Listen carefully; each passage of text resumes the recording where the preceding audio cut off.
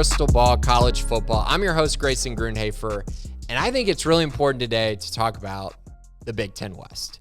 I know it's not the most pretty thing. It's kind of been one of the more subjects that I don't think anyone wants to talk about, right? Because it's just ugly. You got a bunch of teams that I don't think anyone would call good, but they're also not really bad. So it's just a bunch of average teams that you're kind of trying to wade through and figure out, okay, who's going to go to the Big Ten championship game and get destroyed by Michigan and or Ohio State? We don't know the answer to that yet, but what I will say is it's one of the most fun divisions you could possibly look at and go, okay, so what could happen the rest of the year? And it all started on Saturday with a game of Purdue versus Illinois. Purdue went on the road. They took on Illinois, a ranked Illinois team, an Illinois team that was coming off of a loss to Michigan State. And all Illinois really had to do was win one of these two games, and it would put them easily in the driver's seat to make it to the Big Ten championship game. Instead, Purdue showed up. Aiden O'Connell was really good. He finished with 237 yards, 3 touchdowns, an interception. His QBR was 87.8. He was really good against a good defense and just made big throw after big throw when they needed him most. Their tight end, Payne Durham, was sensational on the night. He had 7 catches for 70 yards, 2 touchdowns. Charlie Jones continues to have a fantastic year. He's one of the best receivers in the Big Ten, if not the best. He had 4 catches for 66 yards and a touchdown. I think a big thing with Purdue, though, is this run game. This team has been dreadful running the ball under Coach Jeff Brom, but recently that's changed. Their running back, Devin Mockabee, ran for 106 yards and a touchdown on 26 carries. But I think for him, the biggest thing that I kind of looked at and just going through kind of Purdue and watching them throughout the year is he has 100 yards and a touchdown in 4 of 6 Big Ten games he's played in this year. He's really given them a stable force at the running back position. Their offensive line's getting better.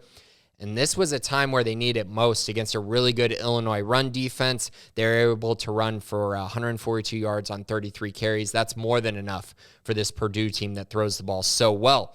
The defense played well, too. They held Illinois to 102 rushing yards. They slowed down Chase Brown. They didn't allow them to really get going in the pass game. They had a key interception late in the game. It really just all came together for this Purdue team, a Purdue team that's just been up and down the entire year, lost a lot of close games, been right there in a few games, laid an egg or two along the way as well. But now they're sitting here, 6-4, 4-3 in conference, and they kind of feel like the team that maybe has the best shot at getting to the Big Ten championship. But let's dive into that real quick. So no team controls its own destiny. Wait, yes, you heard that correctly. No team can just win out and get to the Big Ten championship. As wild as that sounds, they all need help from somebody. So right now there's 4 teams that are 4-3 in Big Ten play and Wisconsin who's 3-4. I mean, it is just a wild adventure in this division right now. So 5 teams are still in it to make the Big Ten championship with just 2 games left. It's going to set up for a wild finish. So let's go in order with kind of how I see it as far as probability goes. Minnesota has Iowa and Wisconsin left, but they hold no tiebreakers at the moment. If they go 6-3, it'll make it tough for them to get in unless the other teams, the other 4-3 teams all lose. So essentially, even if they went out, they still need help from multiple teams in the loss column. I think Minnesota probably has the least likely chance to get in, but their game against Iowa is extremely intriguing just because other teams really need Iowa to lose. Next on the list here, Wisconsin. You know, they're 3-4, so they still have, they're a game behind, which is tough. They need to win out, and there's just a lot of other things that are needed, right? So they need Northwestern to win out. That's not going to happen. They need other teams to lose as well. I would say they're pretty much eliminated also. Them and Minnesota are the 2 least likely teams to get in. Next up's Illinois. Illinois goes to Michigan this week, and they play Northwestern. They're probably going to lose to Michigan, which is going to all but eliminate them. But let's just say they win that game. They beat Northwestern. They hold the tiebreak over Iowa, Minnesota, and Wisconsin, but they need Purdue to lose.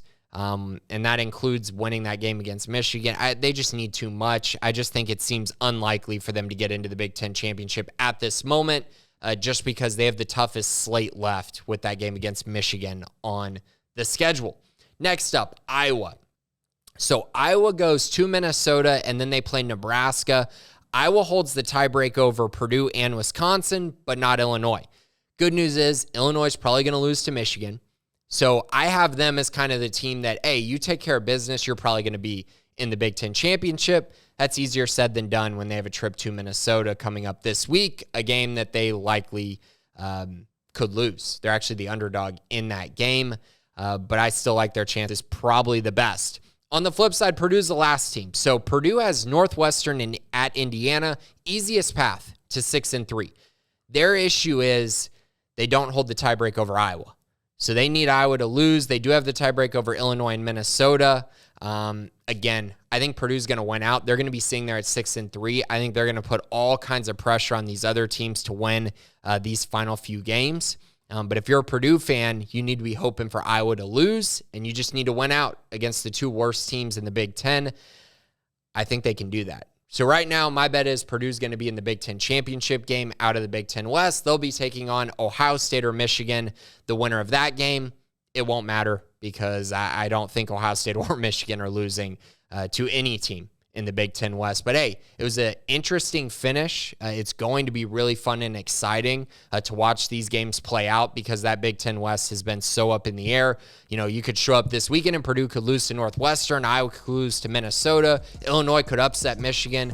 Crazy things could happen, but I'm not sure that they will as we close out things in the Big Ten West. That's it for this episode. We're going to preview a game later in this week and also have best bets at the end of the week. But thanks for tuning in to Crystal Ball College Football.